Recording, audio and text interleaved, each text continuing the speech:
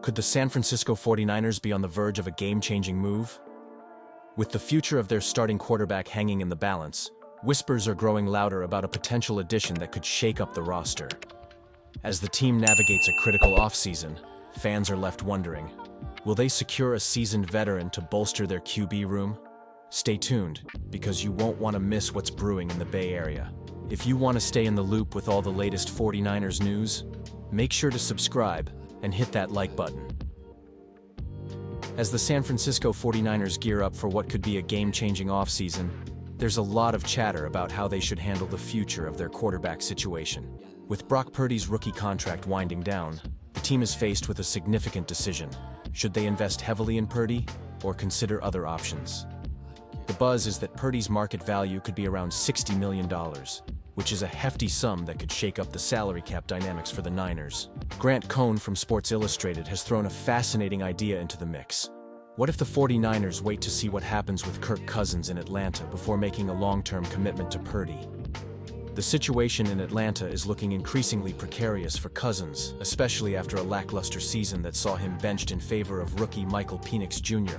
It seems inevitable that the Falcons will part ways with Cousins, potentially making him a free agent and available for a bargain price.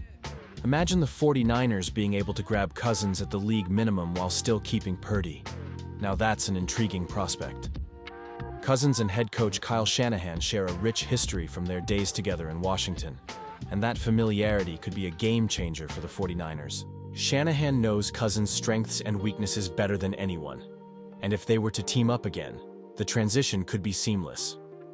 This is particularly appealing given the veteran presence Cousins would bring to the QB room, offering stability and guidance to Purdy and anyone else who might join the squad. Now, let's talk numbers.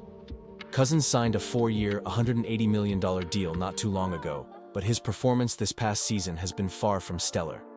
He completed 66.9% of his passes for over 3,500 yards, but also threw an eye-popping 16 interceptions. That's not exactly what you want to see from a high-priced quarterback. However, coming back from a torn Achilles tendon is no easy feat, and it's possible that his recovery impacted his performance. If he does end up getting released, it's hard not to see the 49ers as a potential landing spot, especially with Shanahan at the helm. Now, you might be thinking, is it really wise to consider bringing in a quarterback like Cousins, given his recent struggles? That's a valid concern. But remember, the 49ers are in a unique position.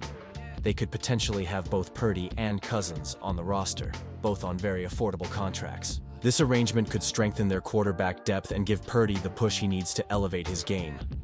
The idea of having one of the cheapest quarterback rooms in the league while still being competitive is something that should excite any Niners fan. But here's where I'm torn.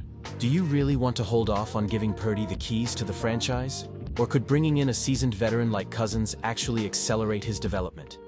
It's a tricky balance. On one hand, Purdy showed flashes of brilliance and could be the future of this franchise. On the other, Cousins has the experience and could potentially serve as a safety net if Purdy struggles or decides to hold out. I want to hear from you guys. What's your take on this? Is it worth exploring the possibility of signing Cousins, or should the team fully commit to Purdy and build around him? I genuinely find myself divided on this issue. Let's get a conversation going in the comments below. Share your expectations, frustrations, and let's debate what the best course of action is for our beloved 49ers. Remember, your voice matters here. The San Francisco 49ers are having a rough go of it in 2024, and as a die-hard fan, I can't help but feel the weight of disappointment hanging over this season. After a heartbreaking Super Bowl loss last year, we expected a bounce back, but instead, it seems like we might be heading for an early postseason exit. It's hard not to look back and wonder about some of the free agent signings made this offseason, especially when they haven't exactly panned out as hoped. Take Devondre Campbell, for instance. Brought in as a temporary solution while Dre Greenlaw recovered from that brutal Achilles injury, Campbell quickly became a glaring liability on the field. His missed tackles and lack of pursuit were frustrating to watch, and while he did show some improvement as the season progressed, it just wasn't enough. But what really sealed the deal was his decision to not play when the team needed him most during Week 15 against the Rams. I mean, can you believe that? Abandoning your teammates like that? It's clear the 49ers regret bringing him into the fold, and honestly, I can't blame them. Then there's Isaac Yiadom. Now don't get me wrong, he's had his moments, but let's not kid ourselves. He's been more average than anything else. Pro Football Focus has him ranked 87th out of 216 cornerbacks.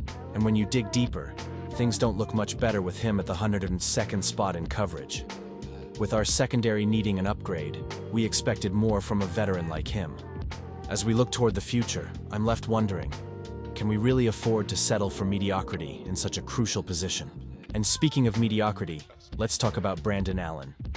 When Brock Purdy went down with a shoulder injury, Allen stepped in, and while he wasn't a complete disaster, his performance against the Packers in Week 12 was far from stellar. With only 199 passing yards, 1 touchdown, and 1 interception, it was clear we were in trouble. I can't help but think, what if we had gone with Joshua Dobbs instead? It's one of those what could have been moments that leaves me frustrated and questioning our decision-making.